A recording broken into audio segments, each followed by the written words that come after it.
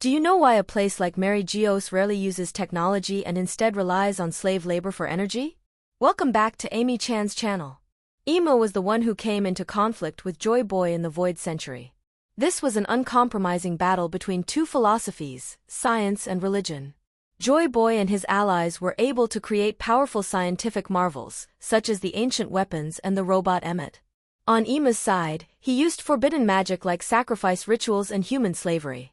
The clearest difference is that instead of using Dr. Vegapunk's technology to create a holy land with science far beyond humanity, Emu's domain relies on slaves. This may not seem very relevant to One Piece's plot, but when someone is in a life-threatening situation or gravely ill, they and their loved ones typically have two options. First is to go to the hospital immediately for diagnosis and treatment. That's the progress of science.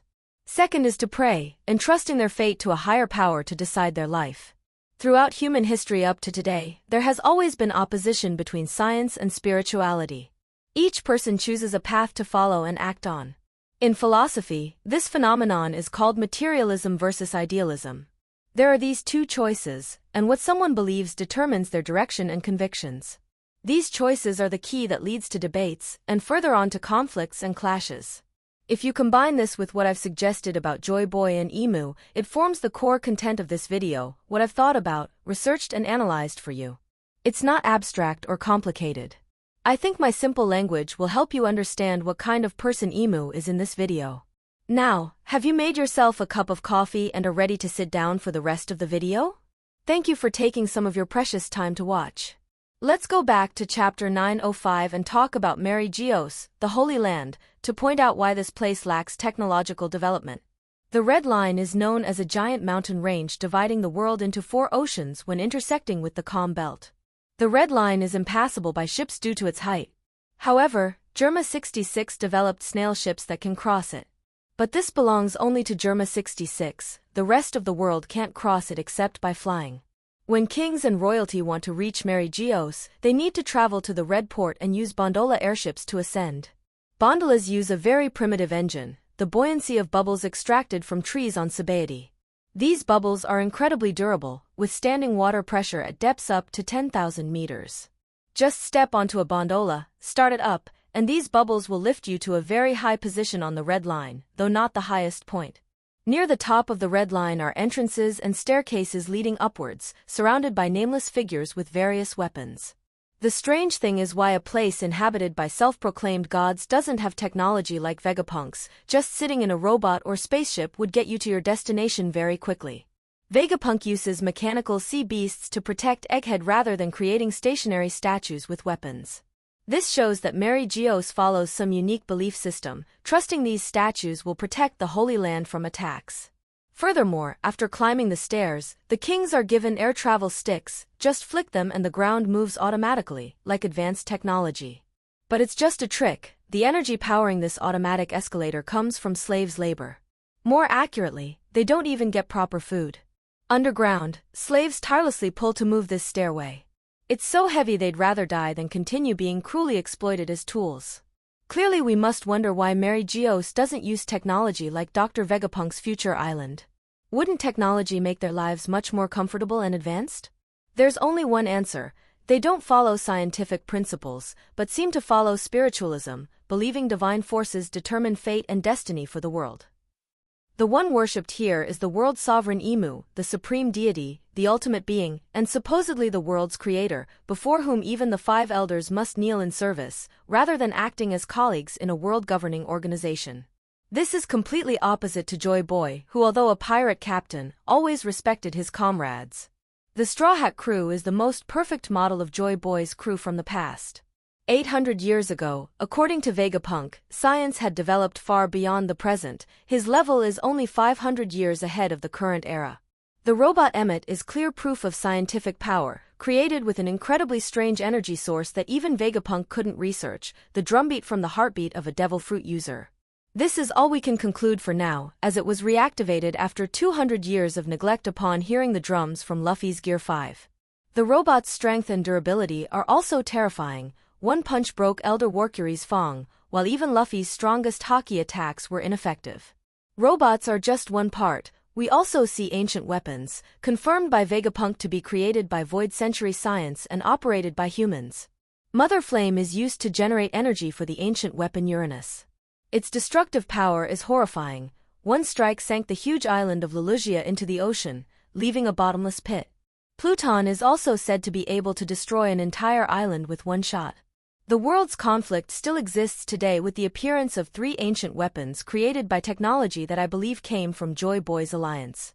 So why does Emu possess the ancient weapon Uranus?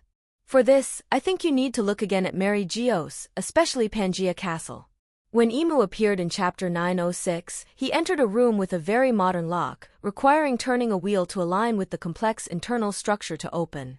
Inside the room is a massive system of pipes, not just one but many, to provide cold air to this room. Looking again at Vegapunk's brain-nurturing room, we also see a complex system of pipes connecting to the brain. This shows that the Holy Land of Mary Geoise and Pangea Castle were once places of scientific development in the past, but for some reason are no longer as advanced as Egghead. We also know Saturn is the elder in charge of scientific defense, but why does he let Vegapunk do the work? Investing in science for Egghead allows Vegapunk to develop many futuristic technologies. Even Mother Flame, which Saturn couldn't create to power Uranus, had to be secretly researched by Vegapunk until York betrayed him and the 5 elders found out. There's only one possibility: Saturn also conducts scientific experiments, but proves quite weak in this field due to lack of faith in science. It's like being assigned a task you don't like, the results can't be as good as expected or better. Saturn fails repeatedly in his experiments, like extracting the Toshi Toshi no Mi devil fruit. Meanwhile, Vegapunk succeeded in creating an artificial version of Kaido's mythical dragon fruit. But due to arrogance and self-deification, Saturn claimed Vegapunk couldn't outsmart him as a fellow scientist. We all saw the result. Vegapunk gave him a shock by researching Kuma and giving Bonnie the highest control over pacifistas. This data proves that long ago, the Holy Land of Mary Geoise was a place of strong scientific development. They created achievements like ancient weapons and ancient robots, things that, along with the One Piece treasure, could change the world, as the nature of science requires human operation of devices, machines, and weapons. But science alone is not enough. We can't deny the existence of spiritual or religious elements. For an easy example, science can't prove whether ghosts exist or not. But based on human observation with eyes and mind, some believe ghosts exist in this world. There's even camera footage capturing chaos caused by some invisible force. That's why elements of ghosts and deities still exist in One Piece, with the force representing faith and the supernatural being the current government. We have a phenomenon in One Piece of summoning Satan, an ancient ritual passed down, where people created a circle to summon Brook. Even if it's called a coincidence now, ancient powers like the 5 elders have used this method since long ago. The appearance of the 5 elders at Egghead is the clearest proof. They just need to step into a magic circle to teleport to a distant place, a phenomenon science seemingly can't explain except for Dr. Vegapunk, and we've only seen him pass through objects but not teleport like that. To go from lava phase up or down requires using momentum transfer for the vacuum tube. Emu represents the supreme being of some religion Oda has hidden in One Piece. Or it could be a unique religion that only exists in One Piece. The Holy Land of Mary Geoise is modeled on Salt Lake City, with Emu as the supreme being who is worshipped and admired. So far we can only confirm that the elders ate devil fruits or are ancient monsters appearing from prayers, accepting to offer their souls to demons, as revealed in images from civilians willing to trade everything including their souls to ask Brook, then seen as Satan, for help. Additionally, the contrast between science and spirituality existed 400 years ago between Noland and Calgera. Noland followed scientific principles, using advanced medicine to cure diseases. Calgera used human sacrifice, even his own daughter, to appease the gods for the village's peace. In the end, science won 400 years ago in Noland's story. But 800 years ago, spirituality must have triumphed with Emu's rule. The victor gets to write history and be worshipped as a supreme being. He is the one revered with religion and the most evil power in One Piece history.